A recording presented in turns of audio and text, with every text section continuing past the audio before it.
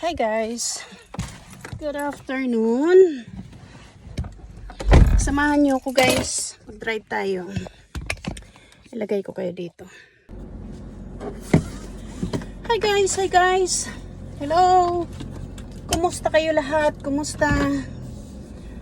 Happy Friday at isang magandang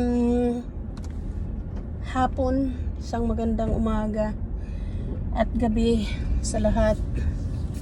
Samahan niyo ko guys. Magpapa masahe. At malamig na naman guys. Nasa 15 degrees at may kaunting ulan ngayon. Kaya ito naka-hoodie ko dahil malamig. And at the same time, pupunta nga ako sa masahe at kailangan huwag tayong malamigan. So, kaya to make it safe, nag-hoodie na lang ako para everything is okay.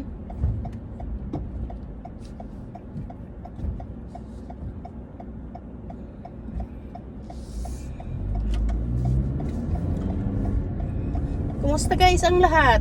Anong merienda nyo? Anong hapunan nyo dyan? At sa Pilipinas, anong almusal nyo? For sure, Friday dito sa Canada.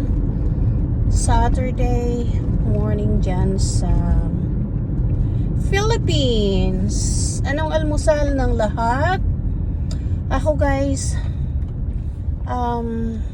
hindi ako sigurado kung anong hapunan namin mamaya. Kasi si Sir nagluto na kanina at hindi ko tiningnan.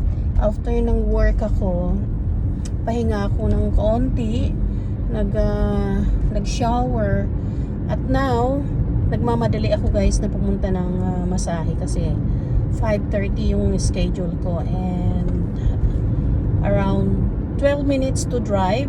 Sabihin na natin 15 minutes to drive. So ayaw kong malate. So at least merong at least mga 10 minutes before the time ando na tayo para huwag tayong nagmamadali. So samahan niyo ko guys at magkwentuhan tayo kung ano ang mga bagay-bagay na pwede nating mapagkwentuhan sa araw ng Friday. Kasi bukas weekend na naman. Ano ang pwedeng magawa natin sa weekend? Ano ang magandang pwedeng magawa? So, may something wrong guys dito sa pupuntahan ko. Mapapaano ko. Sarado tong sarado tong pupuntahan ko.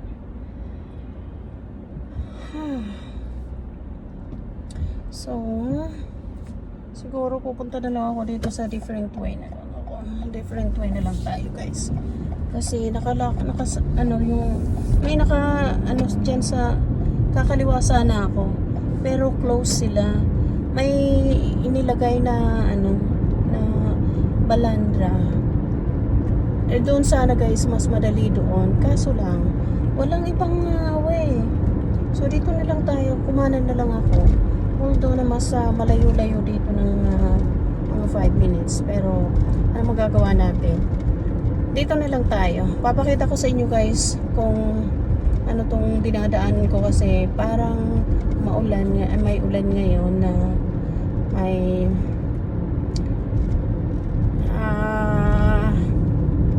smoke na naman. So, kaya hindi ko maintindihan kung ano. Sa ngayon guys, na malapit na naman ang winter, September, parang maaga yata ang lamig ngayon kasi supposed to be September, okay pa, hindi pa malamig. So, ano pa lang ngayon September 13 pa lang ngayon. Pero, malamig na kaagad. Oo. So, tingnan nyo guys itong dinadaanan ko. Ayan, diba? Ang pangit ng panahon. Kaya ewan, ang sarap lang ang sarap lang humilata. Kaso guys, magpamasahe muna tayo para ma-relax ang ating katawan. Para mamayang gabi, masarap na matulog. Yun ang pinakamasarap na humilata na pagkatapos ng massage. So sa ngayon guys, nakikita nyo umuulan, may patak sa windshield ko ng ulan. Ayan, umuulan nga talaga. Kaya medyo very lonely day natin ngayon. Kasi nagsisimula na ang lamig natin ngayon. So, ayan. Naging na guys, yung windshield natin, naging blurry na kasi sa ulan. Linisan natin guys, tingnan. Yun. Siya nga pala guys, nakakalungkot lang kasi itong sasakyan ko, nung nag-long drive kami, na tilamsikan siya ng bato yata.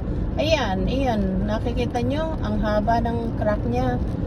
Simula sa may kanto sa kaliwa, papunta lampas yan sa sa kalahating at ang hirap guys na dahil nga sa yung natin, yung windshield natin, kapag maaraw, iba ang shadow ng glass. As in, hindi talaga komportableng tingnan. So, minsan, kapag nagda-drive ako, ang ginagawa ko na lang, itinataas ko na lang yung upuan ko para medyo tumaas-taas yung paningin ko. Kaya hindi talaga maganda. At iniisip ko nga guys na papalitan. Pero maraming nagsasabing mga kaibigan ko na kapag pinalitan din, ganun din. Pag natilamsikan ka, crack din. Kasi yung unang sasakyan ko, yung Dodge, kahit na guys, ang dami ng tinamaan nun, hindi siya guys hindi siya talaga nag-crack na kagaya nito na bigla talaga siyang umano sa gitna. Yung haba niya talaga, sobrang haba niya. So, hindi masyadong maganda yung ng quality ng salamin nito. Itong Toyota na to. Yung sa Dodge ko talaga, ang dami ng dat-dat niya pero never siyang nag-crack talaga. So, yan ang sabi na problema na naman, pera na naman para palitan. Well, ganun talaga. So, ngayon, pinag-iisipan ko guys na tingnan natin kung anong magagawa natin. Kung kailangan palitan. Kasi mayroon na akong contact guys na willing silang magpalit sa Talier. Nakikipag-negotiate pa ako. Nakikipag-negotiate pa ako guys sa price. Kung baka mabigyan nila ako ng discount. Kahit na konti lang, at least malaking bagay na yun guys, ang konting discount na yan. So titingnan ko kung anong mangyayari kasi medyo may kamahalan din ang bayad. Alam nyo naman guys, minimize tayo ng gastos ngayon kasi may college na tayo. Kaya hirap. Trabaho ng trabaho, gastos naman ng gastos. This is the life guys. So kaya tingnan muna natin kung anong the best, ano talaga ang maganda bago tayo gumastos kasi ang daming mga gastusin, ang daming mga bilihin. Kailangan balansehin natin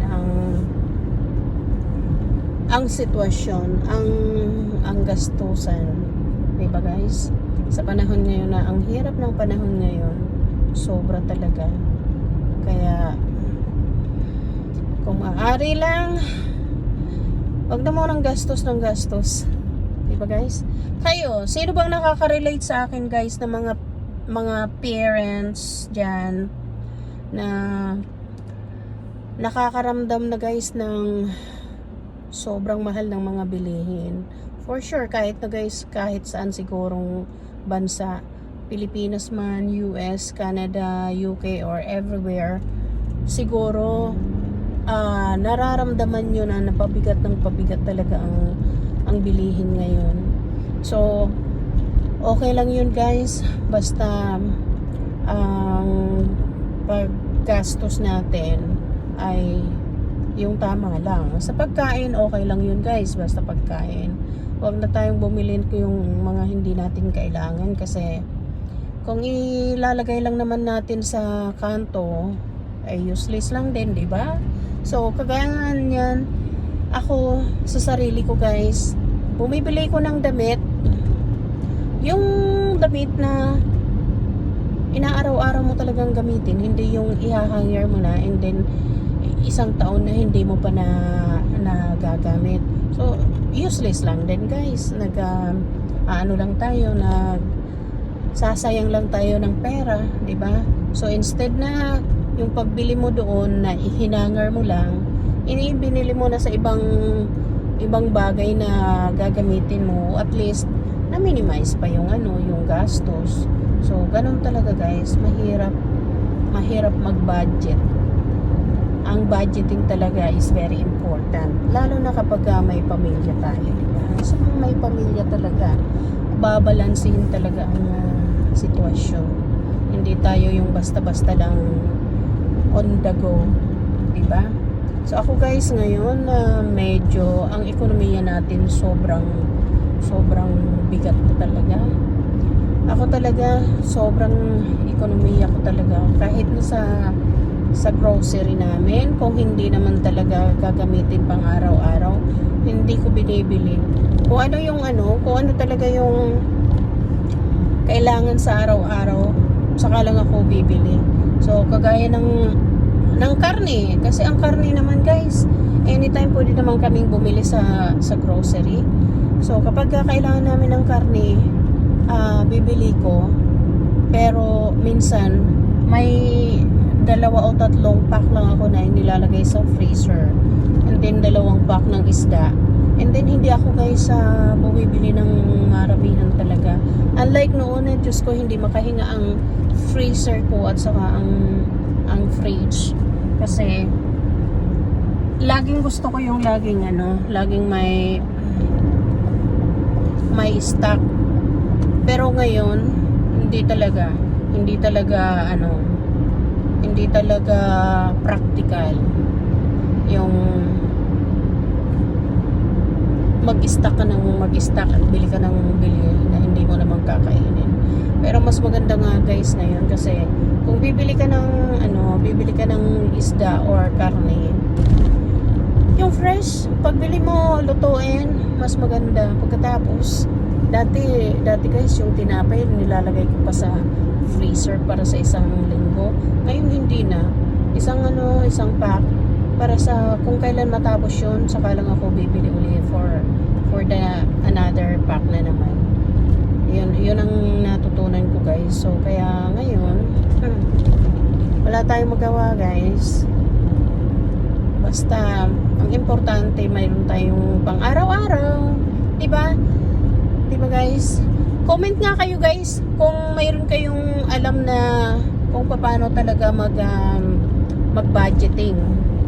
Yung mga eksperto dyan, kung paano mag-budget sa mga pang-araw-araw na walang natatapon na pagkain, alam mo yun. Kasi ako minsan nagagalit ako sa bahay kasi kapag may niluto na guys, may niluto ng marami-rami, inilalagay sa fridge, ayaw ilagay sa freezer, and then ang nangyayari guys, nasa Tupperware, and then yung pangatlong araw ipupush na doon sa pinaka pinaka gilid. So hindi na yun pinapansin. Magluluto na naman ngayon. Eh di bukas na naman pangalawang araw, di ba? Hanggang sa pangatlong araw naka Tupperware. Katapos ipupus na naman doon hanggang sa isang linggo, guys. Wala nang nagtatouch. Hanggang sa ako naman nakakalimutan ko na talaga sa sobrang busy ko na sa trabaho. Pagdating ko sa bahay, pagod na ako, kakain, magpapalit, maglilinis lang ako, and then pahinga na ako. Hanggang sa nakakalimutan ko na lang. Kaya ganun talaga, guys, ang buhay natin ngayon. Kaya ay nako. Ewan sa inyo, guys, paano ba ang ano nyo? Kasi ang hirap, guys, ng parehas kami mag-asawa, nagtatrabaho, alam mo yun. Ang hirap na mag-maintain sa loob ng bahay. Pati yung mga bagay na yan, na simple lang naman na bagay, pero minsan, guys, wala talaga, kulang talaga ng oras. So dito na ako, guys, malapit na ako. Dakdak ako ng dakdak. Malapit na ako, guys, na dumating. Time check is 5:23. Meron pa ako, guys, 7 minutes. So parang na-late yata ako, guys, dahil nga doon sa dinaanan ko, medyo malayo na yung dinaanan ko. Dapat nandun na ako sa oras na to eh. Sana okay lang. Kahanap pa ako, guys, ng parking yun. Ay nako.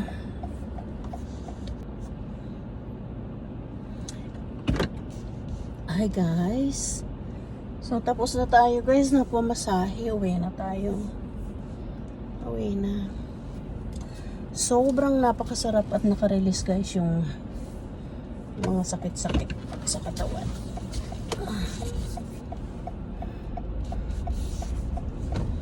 Dadaan sana ako sa sorry.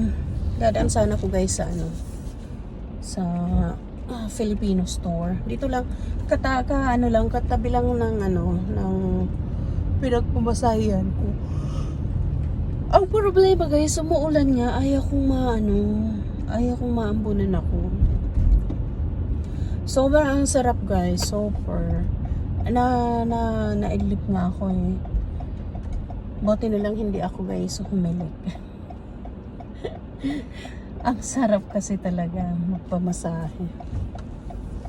Lalo na kapag natutumbok yung masakit sa katawan mo. Sobrang sarap. Diyos ko. Sabi ko nga kay ating nagmasahe sa akin, Diyos ko, te, sana may matulugan na ako dito. Kasi sobrang sarap matulog. Sobrang sarap. Dito nga tayo. Shortcut nga tayo. Ay, nako. Mag-shortcut ako, guys. Dito nga tayo. Buti na lang. Di ba kanina, guys, sinabi ko sa inyo na kailangan 10 minutes before na nandun na ako kasi may chine-check pa yan, yung insurance, yung kung ano-ano ka. So, alam nyo, guys, na pagdating ko as in 1 minute na lang. As in 1 minute na lang. Yun ang nga sinasabi ko, yung dinaanan ko talaga kanina, malayo-layo yun ng kaunti. So, instead na mapapalapit ako, napalayo ako kanina. Eh kaso lang, wala naman ako, guys, magagawa. Kasi nga doon sa sign na nakalagay doon na hindi ako pwedeng uminter. Eh baka tayo mapulis naman kung dumaan tayo doon. Eh may barricade kasi. So, bawal. O kaya ngayon, buti na lang, tamang-tama lang talaga. So, yung magmamasahe nakaabang na sa akin. Buti na lang, mayroon akong naparkan kaagad. Pagdating ko doon sa mismo sa harapan, mayroong isang spot na available. So doon ako nagpark. Luckily. It's very lucky. So, uwi na tayo, guys. Uwi na tayo at magpahinga na, kumain, manood ng movie hanggang sa makatulog and mag-relax na. So tomorrow is Saturday. Sleep in tayo guys. Ay, ano ba daw? Ano ba yan? Ay, nako. Kakainis naman. Nakita nyo yan guys? Nakita nyo yan guys?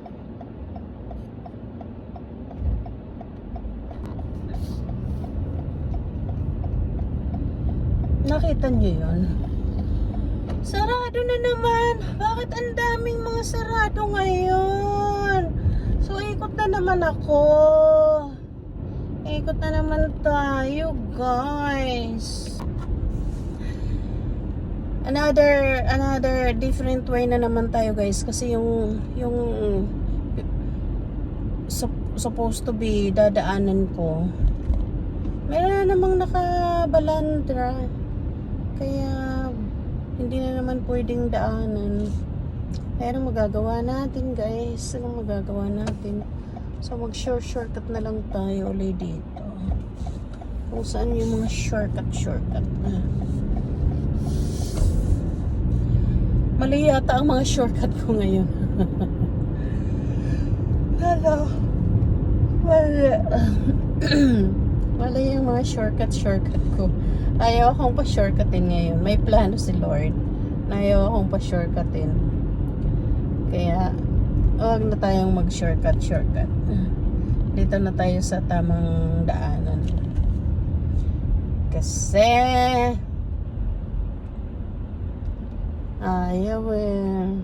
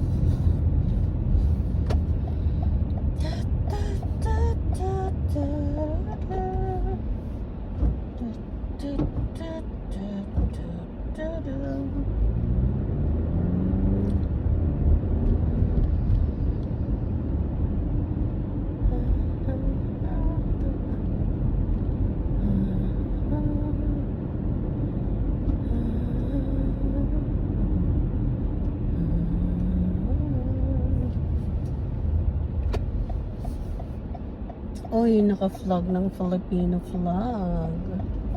Si Kuya.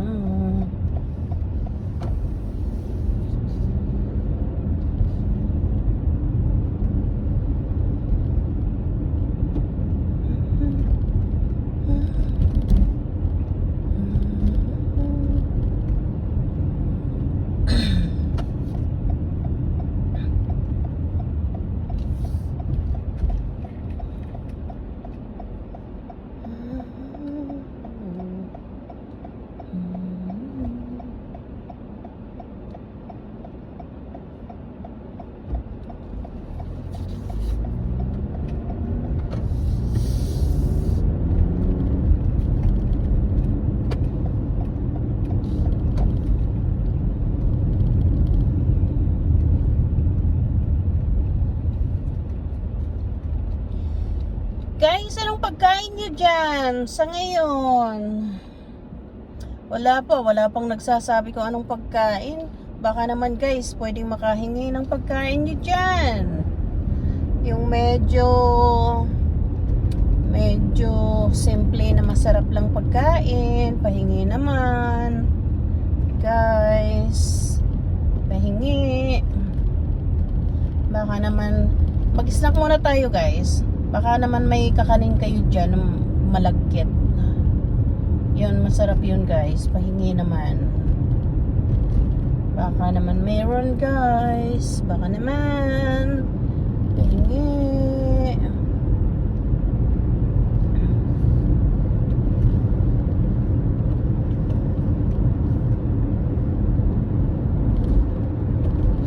medyo blurry kayo, ano? Parang hindi malinaw. Mag-usap nga na lang tayo, guys. Harap na lang nga kayo sa akin. Mag-usap tayo. Kasi, itong panahon nga talaga ngayon, medyo, alam mo yung ambon-ambon. Hindi naman siya totaling, malakas ang ulan. Ambon-ambon. Pero kahapon, yun yung talagang malakas yung ulan kasi, kahapon na may service tong sasakyan ko, guys. Natawa ako kasi supposed to be pipick upin ko yung sasakyan ko, itong sasakyan ko, and then magbabas na lang sana ako kasi yung bus doon lang sa tapat ng trabaho ko, may bus every 20 minutes yata may bus, so umiikot lang yun. And then sabi ko sa amo ko, pipikapin ko yung sasakyan ko sa Talir. Exit lang ako at kasi kahapon wala siya sa opisina. And then baka kakakoy pag alis ko dumating naman at siyempre hahanapin niya ako. So kaya i-message ko siya. Ang sabi ko sa kanya, aalis lang ako saglit. And then nangyari na umuulan, ang lakas ng ulan kahapon, guys. Hindi ako makapag-bus kasi pagbaba ko ng bus, siguro magwo-walk pa ako ng mga 3 minutes. 3 minutes to walk pa galing sa bus stop. Eh, syempre bababasa ako. So ngayon, hiniram ko yung susi sa anak ko dahil inisip ko sana na kukunin ko lang yung susi ko. And then, si Ina, ang labas niya ay 5:30 yata yun. Kaya ako ang labas ko 6:30. Ngayon, sabi ko, makiki-ride na lang ako sa katrabaho ko na kasama ko na i-drop off ako doon sa pag-pick up ko sa sasakyan ko. Kasi yung Talir, ang close nila is 6. So, hindi ko na maaabutan. So, sabi ko, hindi pwede na kinaumagahan ko pa kukunin yung sasakyan ko. Dahil sasakyan guys is life. Alam mo yun. Ang daming mga mga lakad na kailangan talaga ng sasakyan. So, ang ginawa ko, tinawagan ko yung anak ko na sabi ko, i-drop off mo ko. Kasi kailangan ko talaga kailangan kong makuha yung sasakyan. So, ang nangyari guys, drop off ako ng anak ko, nakuha ko tong sasakyan ko that day, kahapon. And then around, siguro mga lunch time ako umalis sa opisina. So, napakaganda kasi around 1 o'clock nandun na ako sa opisina uli. Work uli. So guys, may pulis. May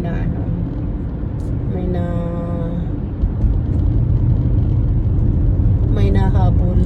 Siguro speeding yun. Hindi ko na naipakita sa inyo, pero ayun nakikita nyo yung ilaw sa likuran ko. Nakikita nyo yung na yan guys, yung sa likuran ko na yan. Yan, yung rubber mat. Dadalhin ni Ina doon sa apartment nila sa Edmonton. Mayroong yan, papatungan niya nung table niya at saka chair kasi baka magasgas yung sahig ng apartment nila. So, kapag nagasgas, baka magbayad. So, nahirap na. So, kaya mas maiga na yung mag-ingat na lang sila. So, kaya yung dadalhin namin yan pag punta namin sa Edmonton ulit. At katabi niyan, yung bed frame, dadalhin din namin doon.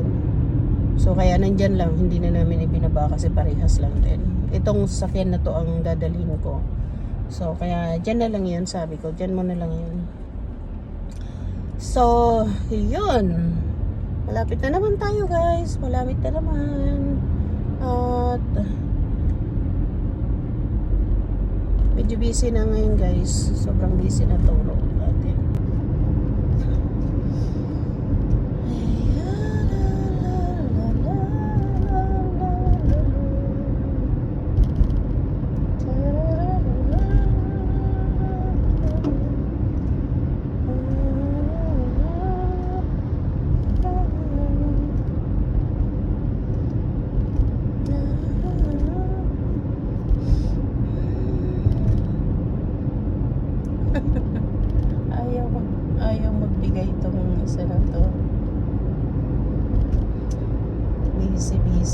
guys, busy na. Busy na ang road.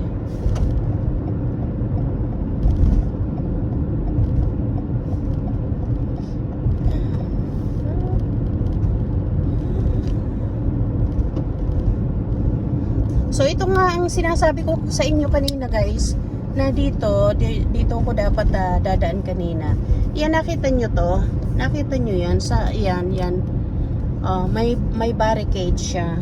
So kaya hindi ako makaano kanina. Hindi ako makapasok dyan. Mayroon talaga kahit na sa kabila. Siguro may gagawin sila kaya pinag-close nila yan. Ayan.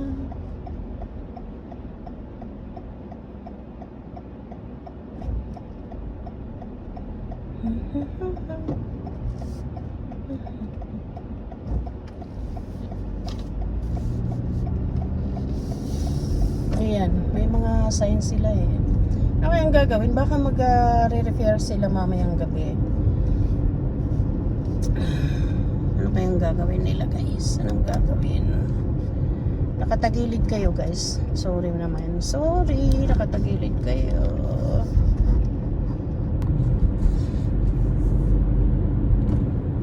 Malapit na tayong dumating guys. Malapit na.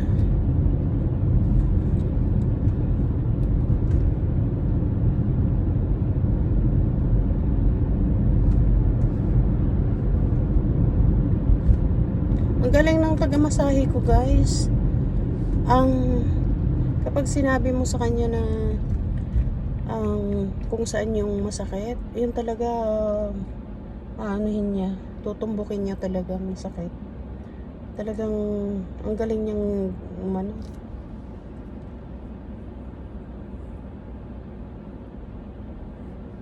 magmasahe. Pati guys yung ulo mo ginaganyan pa. Nakaka-release talaga yung tension sa ulo mo talaga. Sobrang nakaka-release.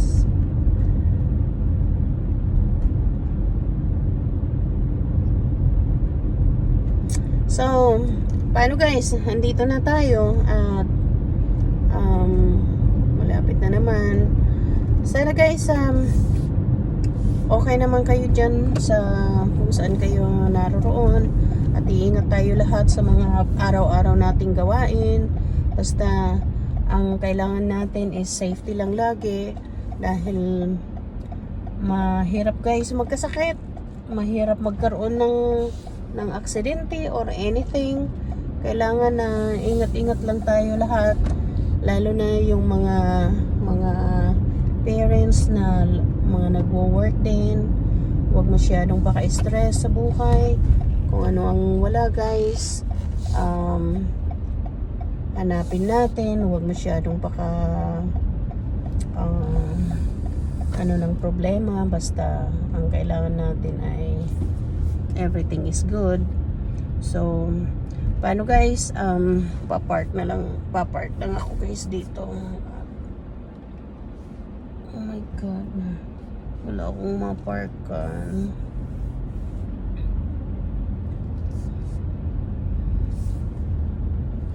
So maraming salamat guys sa inyong panonood at isang magandang gabi na guys. 6:07 na. Isang magandang gabi sa lahat. At